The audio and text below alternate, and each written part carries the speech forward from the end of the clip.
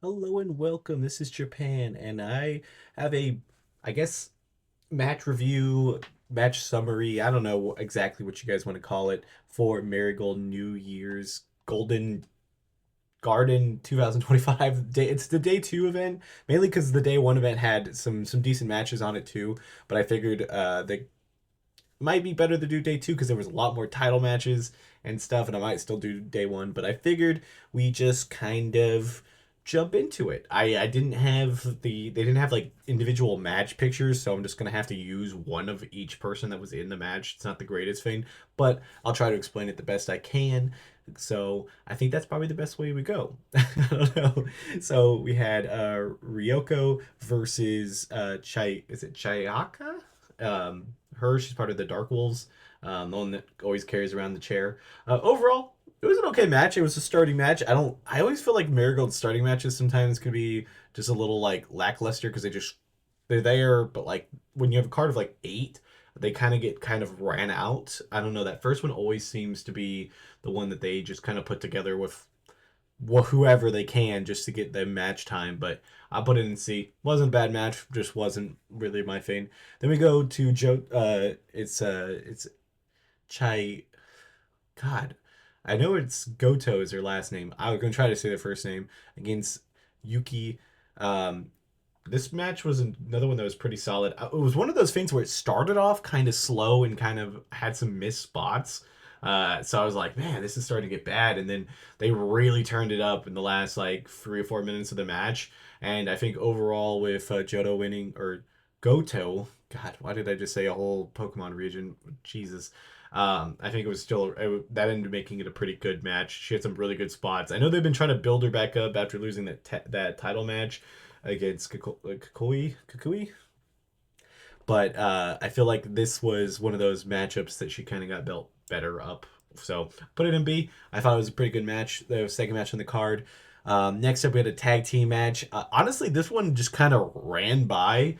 It was one of those things that I just was like, okay, this happened.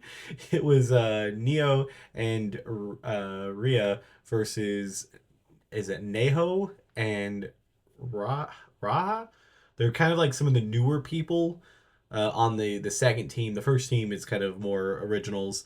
It felt very random to put a team together. Honestly, I think they went out there and had a match. I think it was kind of mistiming. I feel like the Goto match should have been after this one, and they should have kept the two smaller matches kind of like as almost like a pre-show type thing.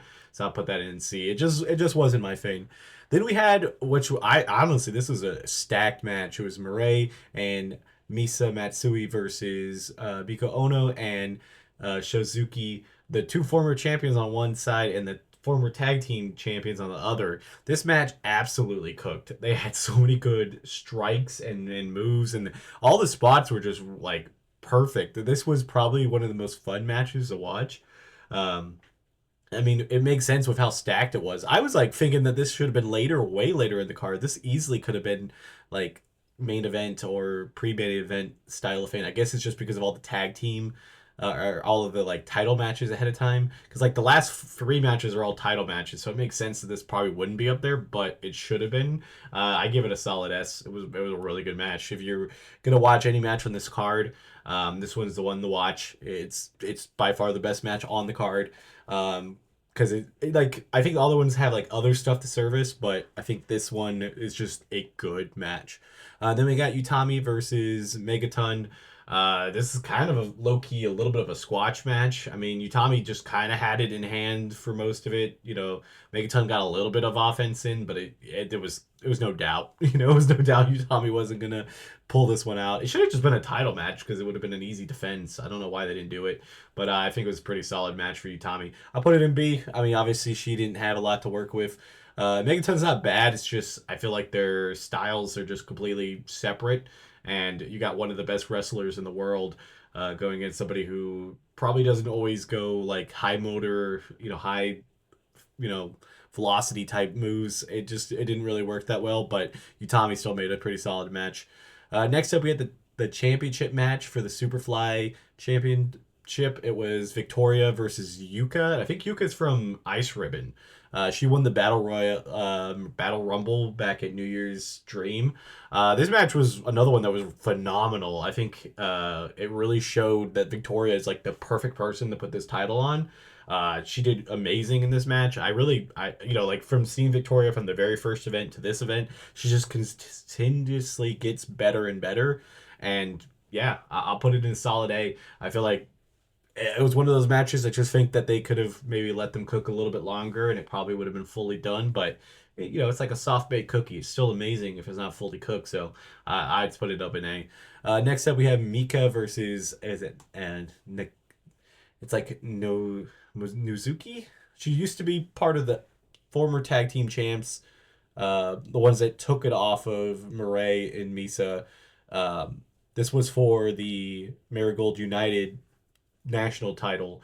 And honestly, it was like they had like some feud with like money and stuff in front of I kind of saw it on Twitter the weeks past, and I was like, this is pretty good. It was also I think her first title defense, and I thought it was a pretty solid match. She went out there and showed why she's champion. I mean, it was good back and forth. I think the match itself was pretty good. I definitely would think it was probably like the third or fourth best match, but it was just because the card was pretty good altogether. But I'll put it in A. I mean, I definitely think it would deserved to have the spot it was. I really would have, if I was picking perfectly to make the perfect card, I probably would have flipped the A tier tag match that I have. I would have put that a little bit later down, and then had broken up the like maybe in between the two championship matches just because it was so good.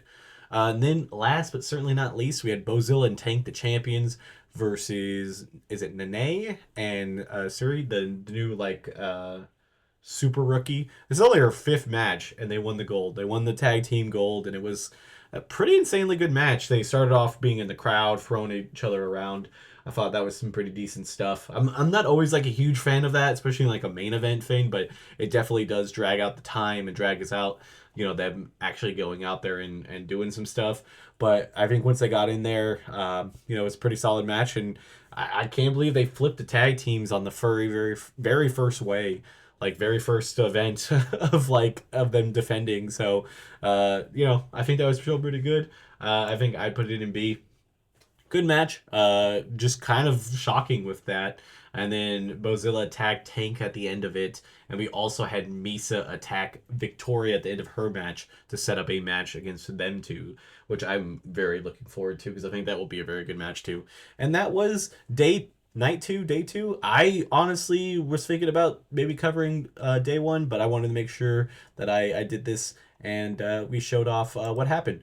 But until next time, this has been Japan. Bye, guys.